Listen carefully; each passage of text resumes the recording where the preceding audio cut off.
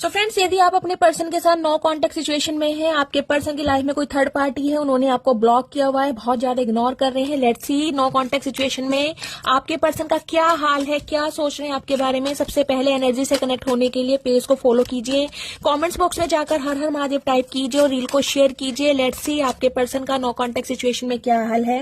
Holding back की energy है guys. आपके पर्सन को लग रहा है अगर ये चाहते तो इस रिलेशनशिप पर काम कर सकते थे, अपनी भावनाओं के साथ, अपनी फीलिंग के साथ रिश्ते को बहुत स्पेशल बना सकते थे, लेकिन जो इन्होंने नहीं किया तो एक रिग्रेट की एनर्जी में दिखाई दे रहे हैं।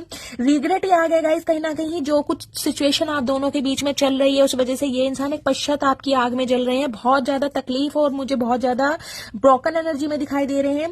डिटैचमेंट की एनर्जी है गाइस। आपके पर्सन कहीं ना कहीं अपने माइंड को क्लियर करने की कोशिश कर रहे हैं, खुद की क्लिंजिंग करते दिखाई दे रहे हैं। डिटैचमेंट में है, ज्यादा बात नहीं कर रहे हैं। डैमेज की एनर्जी, लग रहा है रिश्ता खत्म हो गया जिस वजह से आप भी बहुत हर्टेड है। एक्शन मुझे नहीं दिखाई